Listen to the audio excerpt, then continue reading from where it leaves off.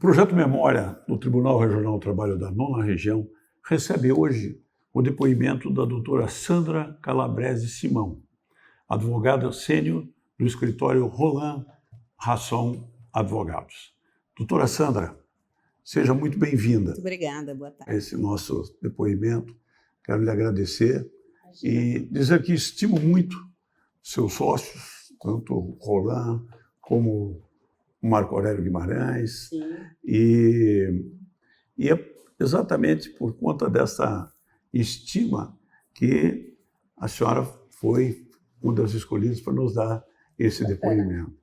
Doutora Sandra, a senhora é curitibana? Sou curitibana, nasci em Curitiba, em dezembro de 1963. 63? Tenho 61 anos. E a senhora foi fazer estágio num escritório que atuava na área trabalhista. E eu sempre fui uma aluna bem estudiosa, bem aplicada, e ele me convidou para fazer estágio com ele. Aí, quando eu estava no 3º ano de faculdade, o Roland Rasson, né, que na época era meu cunhado, me convidou para ser estagiária dele. Perfeito. O escritório Rasson e Glombe, né? Na época era Glombe e Rasson, isso. Então, eles dois estavam saindo do escritório do João Regis Teixeira e montando o próprio escritório e me convidaram para trabalhar com eles. Eles, naquela ocasião, eles atendiam um sindicato da indústria e eles acabaram sendo patronos de a maior ação trabalhista na época, que foi dos trabalhadores contra o consórcio Unicom, que foi quem construiu a Itaipu Nacional. Então, como eles iam muito para Foz do Iguaçu, para atender os clientes, para fazer as audiências e tudo mais, eu acabei ficando cuidando do escritório em Curitiba, fazendo audiência, que na época estagiário podia fazer audiência. Então, eu fui jogada aos leões, assim, aprendi na marra, mas foi muito bom, porque fez com que eu me desenvolvesse muito mais, né? E eles ficaram com o escritório conjunto uns 7, 8 anos. Né? Mais ou menos isso. De 83 que eu fui até 90, é isso mesmo, uns 7 anos. Daí separaram. Quando separou, eu fui com o Roland. Uma parte do reclamante e outra parte do reclamado. Nós ficamos com as empresas e o Lúcio ficou com os empregados, né? E aí eu e o Roland começamos juntos lá em 1989, 90. E aí foram chegando, né? O Marco Aurélio foi nosso estagiário, a Elizabeth, que é nossa sócia, também foi nossa estagiária, e a Luciane já veio como advogado, Busquiroli Bistafa. E aí a gente foi juntando, mas hoje já tem os filhos do Roland, que são sócios, a minha filha, que é sócia, e mais muita gente lá no escritório. Somos em 70 advogados. Quantos? 70. Quer dizer, são duas gerações que já vieram na cola de vocês. Exatamente. E teve uma época que o Roland também ficou afastado, né? Sim, ele trabalhou na diretoria da GVT, uma época, acho que foram quase 3 anos. E aí ficamos nós lá com o escritório, firme e forte. Firme e forte. O escritório vai muito bem, né? Vocês têm clientes do Brasil inteiro. Brasil todo e grandes empresas, né? Então a gente trabalha muito com grandes empresas, pequenas também, mas o nosso forte são as grandes empresas, né? Os grandes grupos aí do Paraná e do Brasil. Perfeitamente. Doutora Sandra, a senhora, em algum momento, assim, trabalhando com o desembargador Telmo Xerê, a senhora imaginou que o seu caminho seria outro que... Em nenhum momento. Lá eu fazia área civil, família, gostava até do que fazia, mas achava assim meio devagar, né? Porque não tem essa... A justiça do trabalho ela é muito dinâmica, né? Você vê começo, meio e fim nas coisas, né? E na Justiça Civil, eu lembro bem que o Telmo Xerém era sócio do Jaime Stivelberg, advogado também. E eles tinham lá um processo de despejo que já tinha mais de 20 anos. Eu dizia, meu Deus, como é que pode, né? Então, era um despachinho do juiz, entrava com agravo. E aquilo ia enrolando. E na Justiça do Trabalho, não, né? Você tem começo, meio e fim de tudo, né? E essa dinâmica da Justiça do Trabalho é que me encantou, até porque, como eu te disse, eu, estagiária, eu já fazia audiência na Justiça do Trabalho, então, para mim, foi um mundo novo que se abriu. Acabei gostando bastante. E quando eu fui fazer Justiça do Trabalho, é aquilo que a gente estava conversando. A Justiça do Trabalho era muito discriminada, assim, como uma advocacia menor, né? As questões discutidas eram sempre as mesmas: hora extra, insalubridade, equiparação salarial, não passava disso. Hoje a gente tem uma gama de temas, né, discutidos na justiça que engrandecem cada vez mais, né? Hoje a Justiça do Trabalho, eu acho que o direito do trabalho é uma das grandes preocupações das empresas, assim, no sentido de ter esse passivo, né, muito bem cuidado, muito bem defendido, né? Isso é uma coisa que a gente percebe. Essa ampliação de competências da Justiça do Trabalho sofisticou com muito. Certeza, Veja com certeza. Questão da doutrina. Então, hoje, a Justiça do Trabalho, o direito do trabalho, de uma maneira geral, é muito mais sofisticado do que era na sua época. Muito mais. Mas eu ainda entendo que o direito do trabalho, que o advogado trabalhista é fundamental ter um preparo muito grande e muito bom, porque eu ainda entendo que a audiência de instrução na Justiça do Trabalho é o que define o destino de um processo. Então, você pode escrever laudas e laudas e lá. Hoje tudo é muito fácil, né? Você tem modelo para tudo, você tem facilidade de copia e cola, né? Mas o teu conhecimento ali numa audiência de instrução é que vai fazer com que você possa mostrar que realmente você tem aquele direito ou não, né? Quando eu trabalhei lá com o Glombe, com o Roland, no início, que a gente pegou essa ação aí contra o Unicom, era tudo na máquina da datilografia. Foram mais de 1.300 ações, a gente só, bem dizer, copiava. Nessa época, inclusive, o Dr. Célio Voldraff foi estagiário junto comigo, e nós dois ficávamos ali fazendo essas ações, e foi bastante interessante, porque era um volume absurdo, né? Mas hoje já não, né? Hoje eu acho que você, apesar de você aproveitar muito, você tem que ter muito cuidado, né? E ter muita responsabilidade. Lá no nosso escritório, até hoje, você vai me encontrar aqui fazendo audiência de instrução. A gente está à frente, eu, o Marco, a Beth, a Lu, a gente está à frente dos processos, né? Principalmente os mais relevantes. Então, a gente tem que estar em constante evolução. Minha geração passou por muitas, né? Nossa geração, né? Passou por muitas transformações, né? Saí da máquina de escrever, eu lembro que o meu primeiro computador, o Roland comprou o computador e disse: agora você tem que usar isso aqui, Sandra. Eu olhei para ele e disse: eu não vou usar. Pus do lado e estava, porque eu era uma exímia digitadora. E não queria saber de usar o computador. Resistia a isso. Hoje não dá para resistir a mais nada, né? Porque a evolução está aí, né? Não tem como a gente... Mas houve diversas resistências, né? Primeiro em usar o computador. Depois houve uma resistência no processo eletrônico. Muita, eu fui uma. Hoje, meu Deus, não sei viver sem processo eletrônico, mas a gente... E é uma coisa interessante que os mais jovens, né, eles têm essa facilidade, né, de receber as mudanças, né? A gente tem uma resistência. A própria inteligência artificial, né? Você fica pensando, meu Deus, como é que... Aí quando você vê alguém fazer alguma coisa, nossa, eu preciso aprender isso, porque realmente é uma facilidade, né? Sem dúvida nenhuma. Essa sucessão de mudanças durante esse período todo é uma coisa impressionante, porque talvez nem na era, no início da era industrial, lá no começo dos anos 1800, 1810, 1920, houve uma mudança absurda na maneira de ser, de fazer, né, de se comunicar. Mas eu acho que essa nossa mudança de tecnologia nesses últimos 30 anos, 35 anos, veja, o telefone celular foi implantado em 1982, 92 aqui em Curitiba. E pouquíssimas pessoas tinham acesso, né? A gente tinha que esperar ligarem para a gente, porque para ligar era muito caro, não é verdade? Hoje em dia... E usava-se um computador, aquele com tela verde, mas não tinha nenhuma ligação aqui. Tirava do computador, imprimia e vinha trazer pessoalmente. Exatamente. A própria resistência a não trabalhar com papel, né?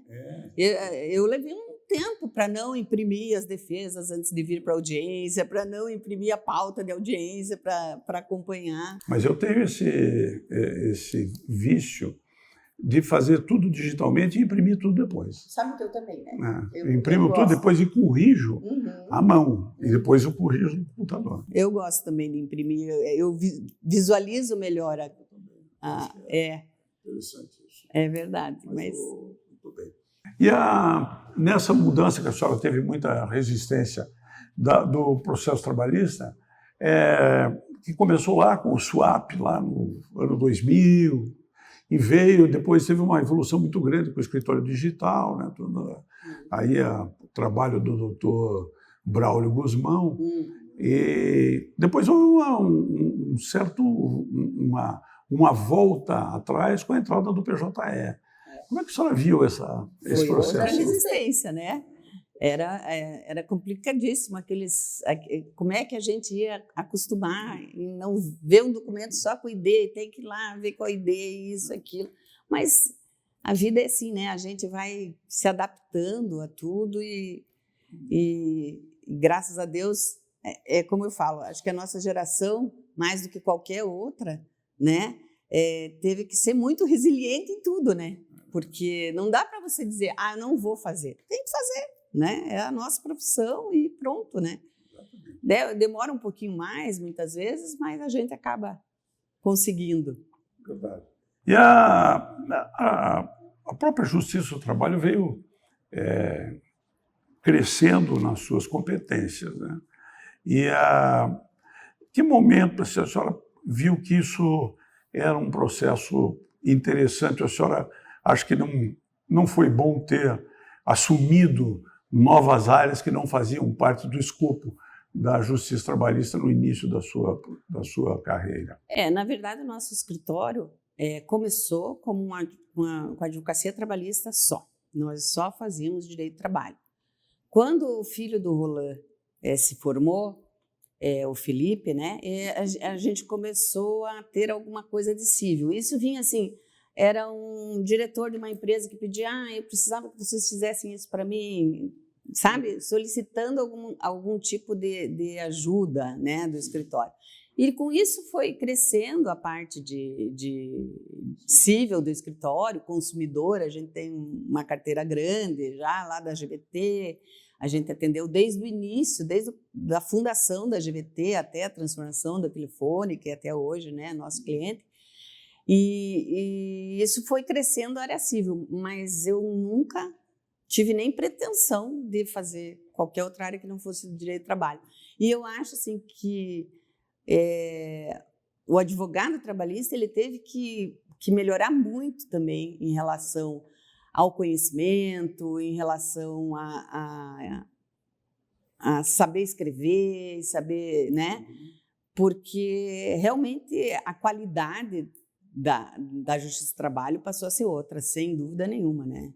Hoje todo mundo é muito bem preparado, né? Os juízes, os desembargadores, isso é muito interessante. Eu acho que uma das coisas mais interessantes da Justiça do Trabalho hoje, uma das discussões, né, mais importantes é da pejotização. Qual é a sua opinião sobre isso? Então, eu sou uma advogada patronal, né? E não sou acadêmica, então eu posso dizer que eu sou a favor da pejotização, desde que ela seja realmente uma pejotização, ou seja, com pessoas que realmente têm um esclarecimento em relação àquilo que estão fazendo. O que a gente vê hoje é que as empresas acham que, vou pegar um funcionário para ganhar R$2.000 e contratar como PJ. Obviamente que é uma fraude, entende? É diferente de você pegar um médico, de você pegar um advogado, um engenheiro com um salário, né, grande, um diretor de uma empresa. Essas pessoas elas têm completa noção do que elas estão fazendo, do que elas estão assinando, do que elas estão recebendo. né? Não é uma pessoa que pode dizer assim, não, eu fiz isso porque senão eu não trabalhava, né?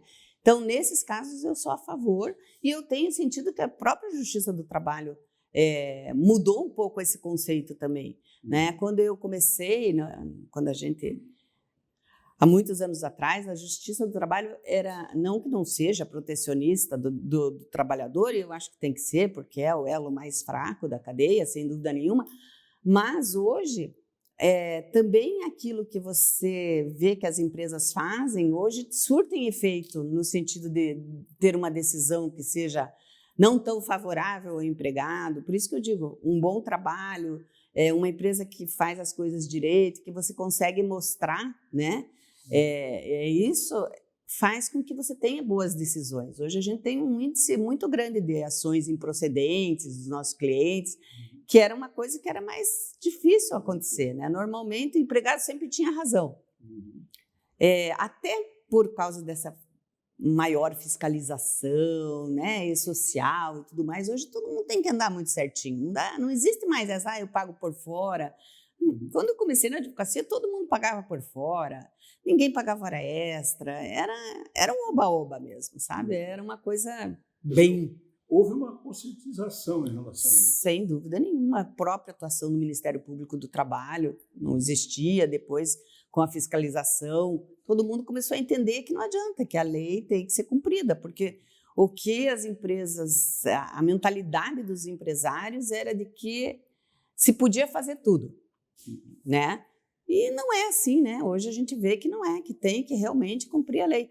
Eles falam, mas essa lei é absurda. Eu falo sempre para os meus clientes, a lei pode ser absurda, mas se você quer mudar, não vai ser na Justiça do Trabalho que você vai mudar a lei. Você tem que ir lá fazer um lobby no Congresso, você tem que eleger pessoas que trabalhem para aquilo que você pensa, né? Na Justiça do Trabalho, o juiz vai aplicar a lei, né?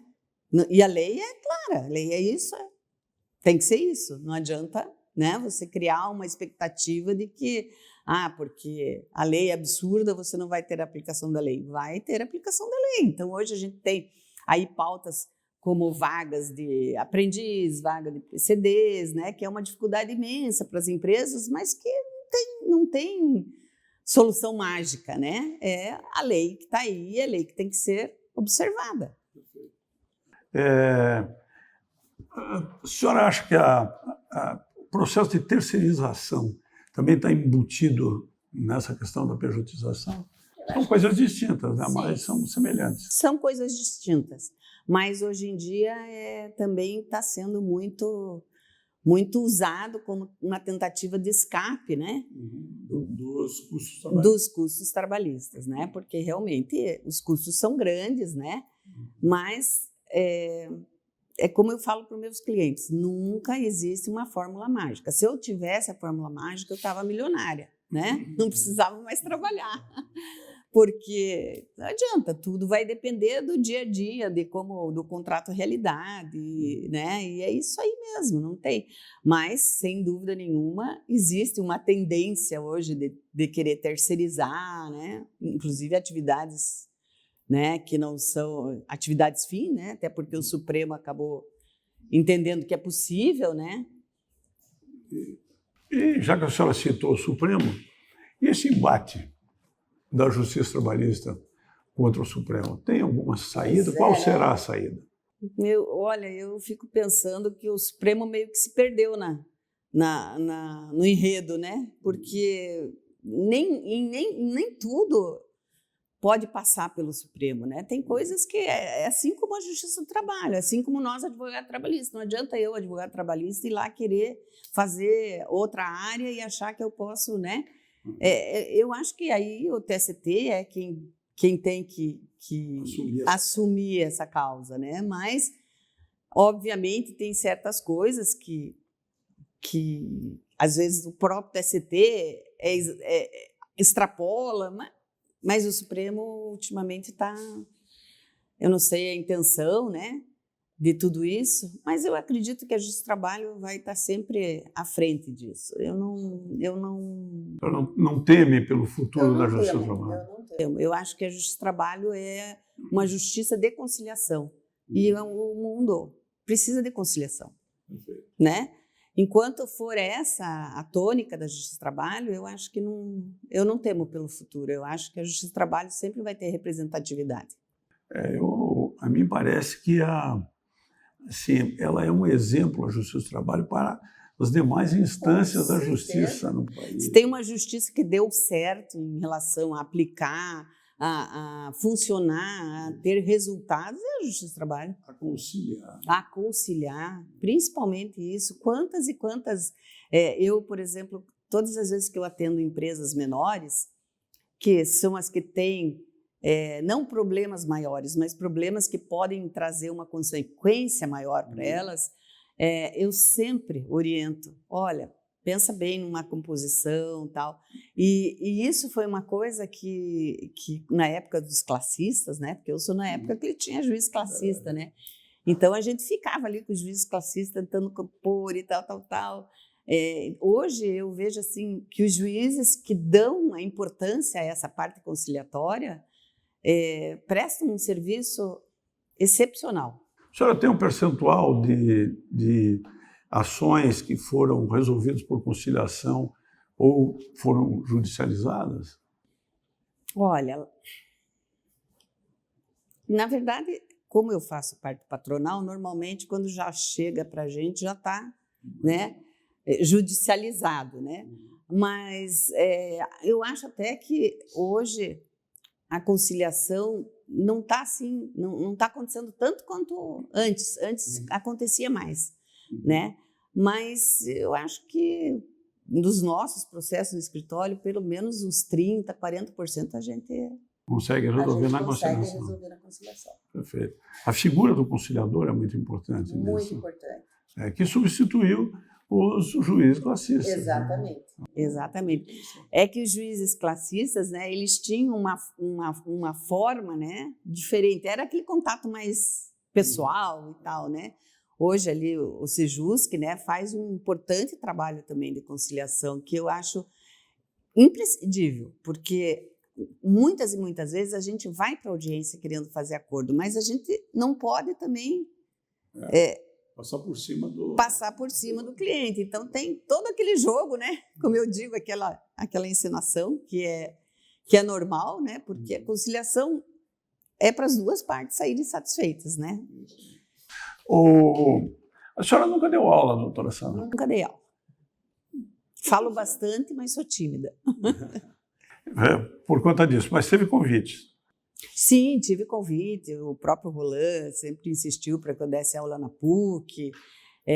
Na época não se exigia mestrado, doutorado para dar aula, porque eu não tenho mestrado, nem doutorado, obviamente. Mas nunca foi uma área que me encantou. Engraçado, né? Engraçado, sim. Porque eu sou bem estudiosa, sempre fui estudiosa, mas não sentiu à vontade. Não me sentia à vontade, exatamente isso. Uma questão de temperamento. É verdade, é verdade. Mas como é que a senhora vê esse mundo jurídico brasileiro com esse volume imenso de faculdades? É um descalabro. É um descalabro, exatamente. Hoje a gente vê que... E o pior é que a gente está sempre contratando advogados e tal, a gente vê que completamente despreparados, completamente sem possibilidade de ser advogado, e a faculdade abrindo, faculdade abrindo e faculdade abrindo. É uma coisa muito louca. Ainda bem que tem a prova da OAB, né, que dá uma segurada aí nisso. Né? Até isso já tentaram tirar, né, a prova da OAB, mas acho que não pode sair, não. Tem que ter a prova da OAB, é importante para qualificar um pouquinho, porque pelo menos para fazer a prova da OAB o pessoal vai estudar. Né? O exame de ordem é fundamental, porque tem aí milhões de bacharéis esperando uma brecha. Né? E é triste, né, porque as pessoas têm, eu vejo assim, hoje nem tanto, mas nem na minha época concurso público era uma coisa que também não era para aqueles que iam ganhar muito e tal, né? Isso foi depois, né? Mas na época da minha filha lá, o professor entrava na sala, quem quer concurso? 80% da turma dizia que quer concurso. Concurso é uma coisa muito difícil, muito concorrida, né? Então, frustra muito, né, esse pessoal. A mesma coisa esse pessoal que entra nessas faculdades despreparadas, né? Como que vai trabalhar? Como que vai... E assim, eu acho que essa geração nova também, eles têm um problema de não saber que tem que plantar para depois colher, né? É uma ansiedade muito grande. É uma ansiedade muito grande, sem dúvida nenhuma.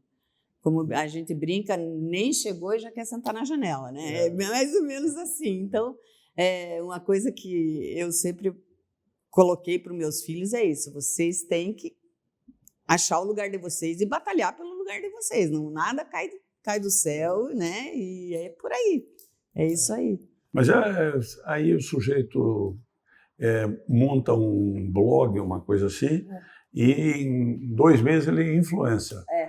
E aí ele passa a dar as cartas, diz o que é certo, o que é errado. É uma coisa muito louca isso, né? De ver que pessoas que não tem base nenhuma, que não tem base nenhuma ganham rios de dinheiro, né? Influenciam a vida de muitas pessoas com jogos, com isso, com aquilo, umas coisas assim.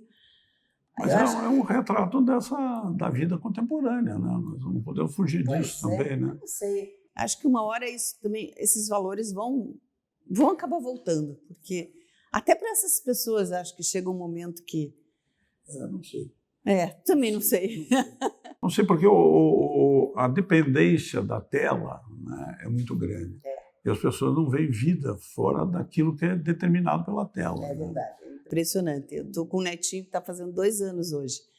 E a minha nora e o meu filho não deixam ele pegar em celular, assistir televisão. No começo eu achava estranho, mas é por aí mesmo. Tem que evitar, deixar crescer como criança mesmo.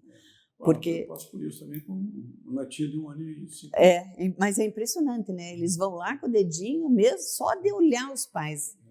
É impressionante, porque eles trabalham muito com computador, com celular. Não há como, num ambiente caseiro hoje, que se possa, um ambiente familiar, que se possa dizer que não tem televisão, não tem telefone. Enquanto der para evitar, bacana, mas... Não vai muito longe. Não vai muito longe, é isso mesmo. 2, 3 anos. Exatamente, daí não tem mais como você segurar, até porque, ainda bem que agora as escolas proibiram, né, o uso de celular. Isso, já é uma grande... Eu achei muito bom. E, doutora Sandra, quais as causas mais relevantes que a senhora já atuou? Então, como que essa ação que eu tive lá no início da carreira, né, que foi a ação trabalhista da construção da Itaipu, foi uma... Eu tive também uma parceria com o Apner, e a gente atuou numa ação também muito grande contra o BADEP, também pelos empregados, né, que falava assim, fechar o BADEP e tal, então foi uma ação muito grande. E dentro da advocacia, eu sempre trabalhei com empresas grandes que têm processos assim... Bilionários, né? Então, é uma responsabilidade muito grande, né? Porque a gente fica até temeroso, né? Mas, graças a Deus, a gente tem. Mas, na verdade, eu acho que as ações hoje, que a gente pode dizer que são as mais relevantes, são todas essas ações que tratam dos danos morais, das doenças profissionais, né? Que são realmente as que mais impactam, né, dentro do processo. Há uma gama de doenças novas, né, que foram incluídas aí no bojo das reclamações. As doenças psicológicas em especial, né? Que é muito por conta também da tecnologia, né? Com certeza, e não é só o trabalho, né? Eu tenho casos assim, eu trabalho para banco também, em que os empregados ficam afastados do trabalho 2, 3, 4, 5 anos e não melhoram. Então, não tem, na minha cabeça, não tem como você ajustar isso com o trabalho, né? Mas são causas que a gente não tem como avaliar realmente, né? É muito difícil. Essas doenças psicológicas, eu acho as mais difíceis, porque as pessoas têm uma sensibilidade, né? E hoje em dia todo mundo é muito informado, é muito, né, cobra muito o comportamento de todo mundo, e eu acho que está certo também, não pode ser diferente, né? Mas esses processos são sempre desgastantes. Esses dias eu conversando com o presidente de uma federação patronal, ele me disse que há uma funcionária que está afastada há mais de 15 anos. E não é por um problema psicológico, é por um problema físico. Ela tem um problema na coluna e não consegue ficar sentada. E a atividade dela era ficar sentada. Portanto, ela está afastada no INSS há mais de 15 anos. Agora, a federação continua pagando o plano de saúde. Pois é. Então tem essa... Os empregadores, eles têm também um encargo muito grande em relação a tudo isso, né? Porque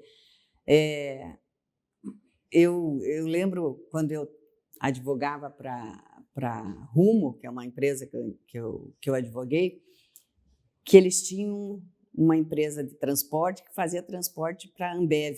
Numa época que os danos morais eram uma coisa que não se falava na Justiça do Trabalho. E a pressão que os empregados recebiam, eu, quando ia nas audiências, eu saía de cabelo em pé, assim, porque, amarravam um funcionário na cadeira e ficavam rodando, colocavam numa cela para dizer que ele não estava cumprindo metas. Hoje isso não existe mais, é uma coisa tão absurda você imaginar um negócio desse, né? Porque realmente, graças a Deus que isso mudou, né? Porque as pessoas iam muito além do normal atrás do resultado, né? Mas hoje eu vejo assim que as empresas ainda dependem muito dos outros empregados. Então, muitas vezes acontecem as coisas e eles acabam nem tendo conhecimento de que estava acontecendo aquilo. A gente mesmo, como advogado ali, percebe, né, que algumas situações assim. E o que a gente aconselha sempre é isso, né? Tem que estar sempre educando, tem que estar sempre... A gente vive fazendo lá, o Marco Aurélio, inclusive, que é professor, né? Ele sempre faz palestra nas empresas sobre assédio, direto, porque é o grande funil aí, é o grande problema, né? Doutora Sandra, e o futuro em geral? Como é que a senhora vê? Nós não estamos passando assim, uma fase muito boa, né? Tem todo um processo aí trampista, digamos assim. Né? Há uma... Sabe que hoje, às vezes eu penso, eu não quero mais saber de notícia, porque é tanta coisa, é tanta informação, é tanta maldade, né? A gente vê as pessoas realmente perdendo os valores, né? Matando por tão pouco, né?